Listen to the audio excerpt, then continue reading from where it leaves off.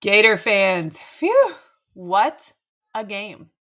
We are going to break down the Gators' 24-17 win over the number 9 Ole Miss Rebels at home in the swamp on senior day right now. Let's get into it. So I think one of the biggest gripes about the Billy Napier era at Florida has been his inability to capitalize off momentum. So whether it is after a big play, let's say a turnover or a big penalty by the other team, whatever. Many times fans have been left kind of scratching their heads about what could have been, right?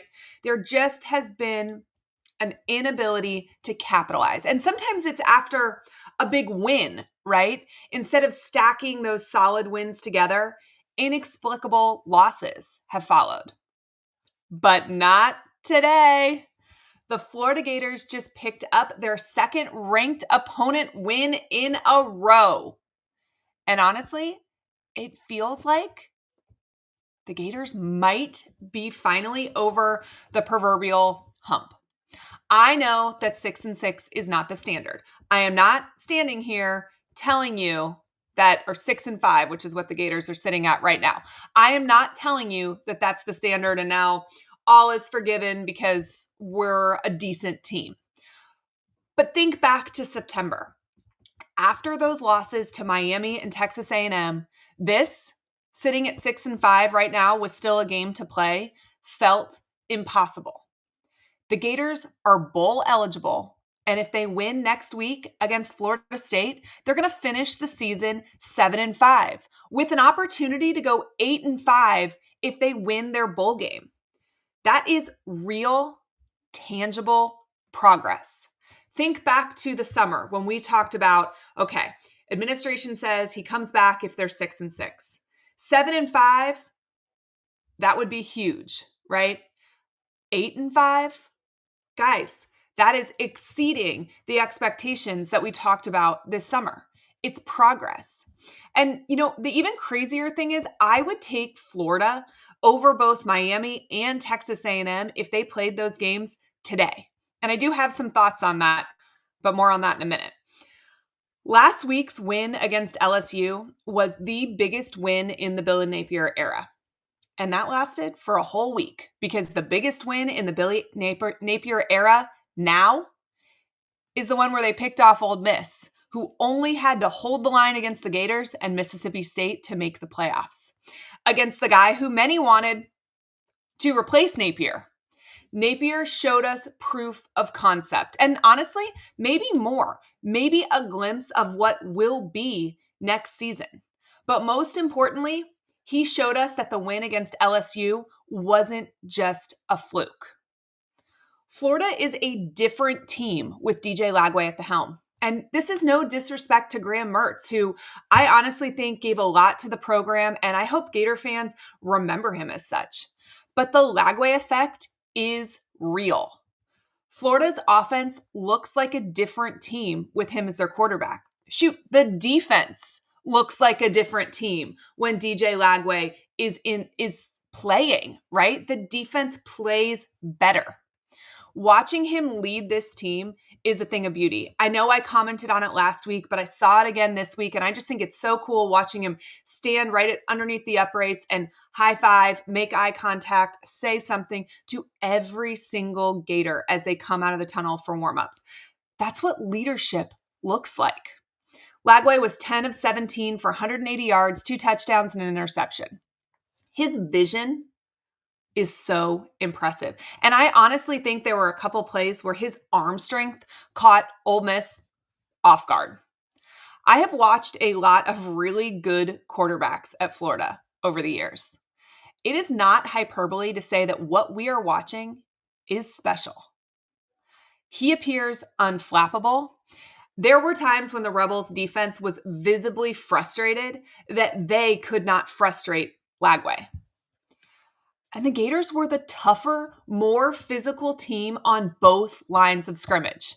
That is not something we've been able to say in Gainesville for quite a while. Pre-Napier, we weren't able to say that most years. Leading up to this game, we listened to pundits. I had an Ole Miss guy on my show talk about how this game would probably come down to the lines of scrimmage. Just wasn't the team anyone expected that dominated those lines. How much have we heard about the nation's leading sack defense? Ole Miss did get 3 sacks, but the Gators got 4.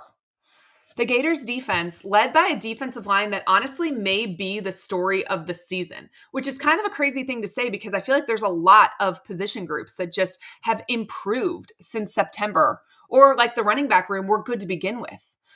But that defensive line took care of business.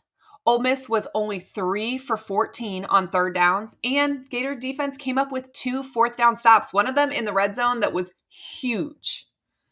Let's talk a little bit about Montrell Johnson. He made his first appearance since his injury against Tennessee for what's going to be his very last game in the Swamp. I was so happy to see him get a touchdown out of the Wildcat to cap off his last game at home, got over 100 yards rushing. What a good ending to his career as a Gator, at least at home. Obviously, he's got 2 more games to play.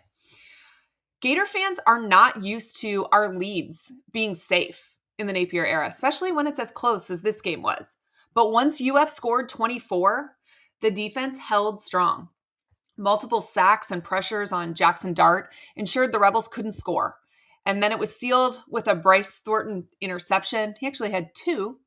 The Gator defense did a really good job really getting Dart out of rhythm at the end of the fourth quarter when it mattered the most. Think about that. He threw 3 picks in under 2 minutes. And yes, I know 1 was called back, but still, that means this defense was getting to him. This is a guy that many have talked about in the Heisman conversation at parts of the season, right?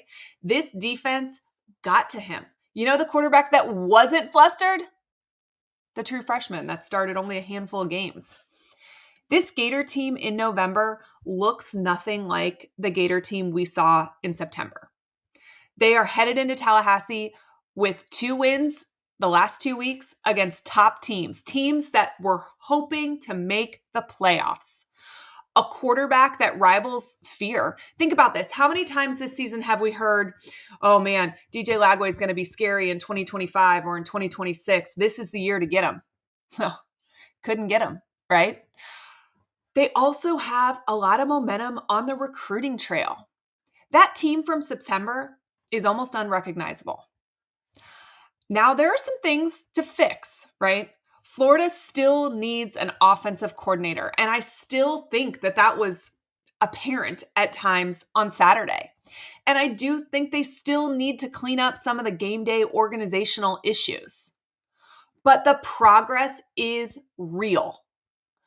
I still have some questions about why this growth didn't happen over the summer. This is the same group of players. This is, I don't know. I don't know what happened there. And I wonder why it took so long to get the right guys in place. And I wish we could have looked like this against Miami and Texas A&M because truthfully, this team is a 10 or 11 win team talent-wise, right? This team should have a better record than they do. That's how talented they are. But the growth has happened now. So we can nitpick about the fact that it probably should have happened sooner. And I do believe that it should have happened sooner.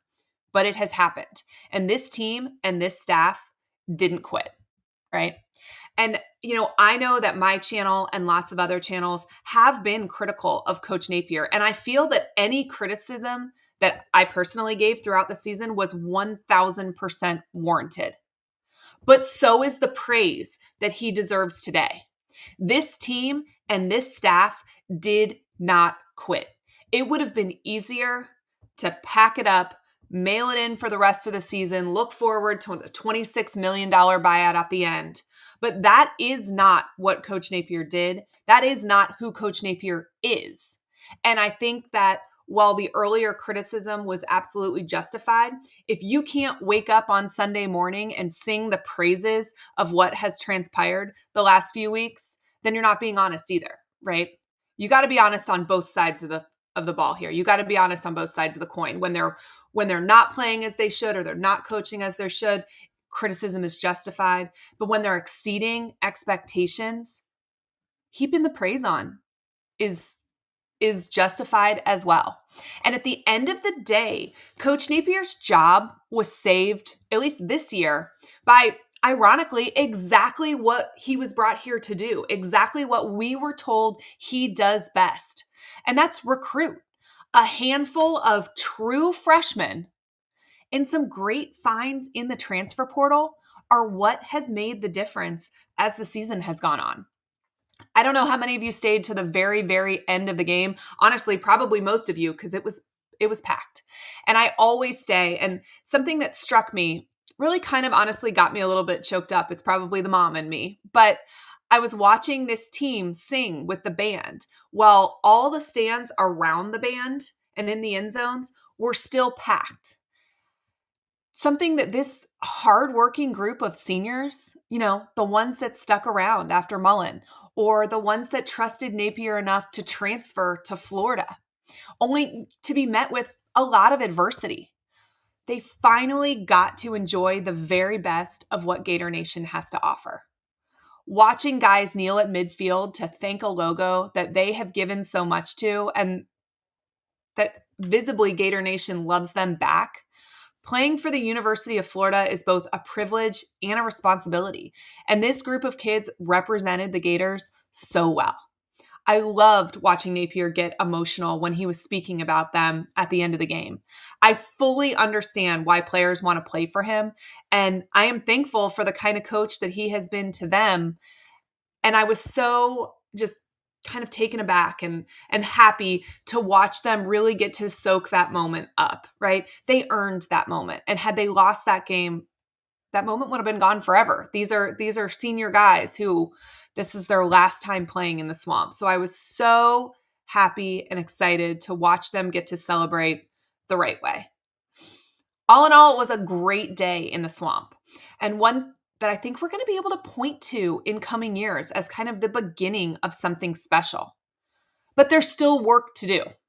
The Gators travel to Tallahassee Thanksgiving weekend to try to get these seniors a win against our most hated rival and capitalize on some of the wavering recruits that Florida State has committed to them right now in the process. It's Florida State Hate Week, so stay dialed into the channel because more content is coming your way. As always, go Gators.